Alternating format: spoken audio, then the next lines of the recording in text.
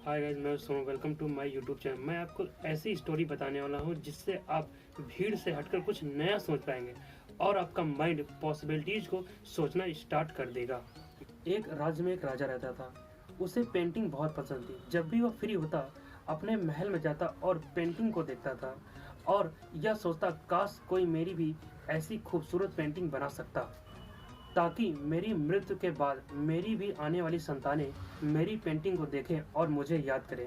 लेकिन राजा जानता था कि मेरी खूबसूरत पेंटिंग नहीं बन सकती, क्योंकि एक युद्ध के दौरान राजा की एक आंख और एक पैर नहीं रहे थे। राजा इस बात से परेशान रहता और सोचता रहता, काश कोई मेरी भी पेंटिंग बना सकता। तभी उसे एक आइडिया आता है और वह अपने मंत्री को बुलाता है और मंत्री से कहता है, मेरे राज्य में जितने भी पेंटर हैं, कल उन्हें मेरे राज दरबार में आने के लिए बुलाया जाए। तभी मंत्री नगर में जाता है और राज्य में जितने भी पेंटर हैं उन्हें कल सुबह राज दरबार में उपस्थित होने की सूचना देता है। तभी अगले सुबह जितने भी राज्य के पेंटर होते हैं सभी पेंटर राजा के राज दरबार में आते हैं। तभी अगली सुबह राज्य के जितने भी पेंटर होते हैं राजा के दरबार में अगले दिन उपस्थित होते हैं। तभी राजा आता है और उन सभी पेंटर से राजा कहता है कि कोई भी पेंटर मेरी खूबसूरत पेंटिंग बना सकता है। इस बात से वहां उपस्थित जितने भी पेंटर हैं सब हैरान हो जाते हैं और सोचने लगते हैं कि इस राजा की खूबसूरत पेंटिंग कैसे बन सकती है, क्योंकि इसके पास तो एक पैर और एक आंख भी नहीं है।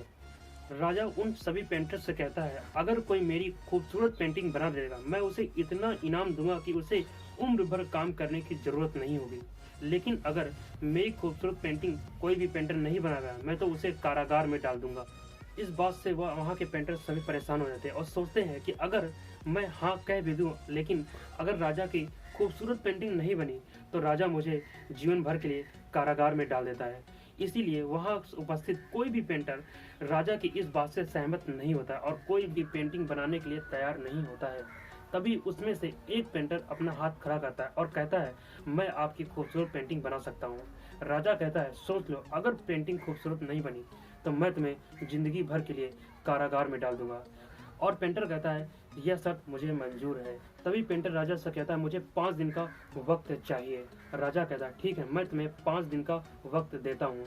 और तभी पेंटर एक राजा की एक तस्वीर लेकर वहां से चला जाता है और 5 दिन के बाद वह कुछ इस तरह की तस्वीर लेकर आता है जिसमें राजा की जो आंख नहीं है उसे बंद करके तीर से निशाना लगा रहा है और जो पैर नहीं है वो घोड़े के पीछे है। राजा उस पेंटिंग को देखता है और उसे देखकर बहुत ही प्रसन्न होता है। तभी राजा उस पेंटर को बहुत सारा इनाम देता है और पेंटर खुशी खुशी अपने घर वापस लौट जाता है। कहानी से हमें यह सीख मिलती है कि वहाँ उपस्थित सभी पेंटरों ने वो देखा कि जो राजा के पास नहीं था, लेकिन उस एक पेंटर ने वो देखा कि राजा के पास क्या है जिससे उसकी खूबसूरत पेंटिंग बन सकती है। हमें भी अपने जीवन में कुछ ऐसा ही सोचना चाहिए कि हमारे पास जो है उसी से आगे बढ़ना चाहिए, ना कि उन चीज़ों का इंतजार करना चाहिए जो हमारे पास नहीं है। कि हमें अगर जब भी हम आगे बढ़ेंगे तो वो चीज़ें अपने आप हमारे पास आ जाएंगी जिन्हें हमें ज़रूरत है। अगर मेरी वीडियो पसंद आई हो तो उसे लाइक कीजिए और चैनल को सब्सक्राइब कीजिए और बेल आइकन को प्रेस कीजिए।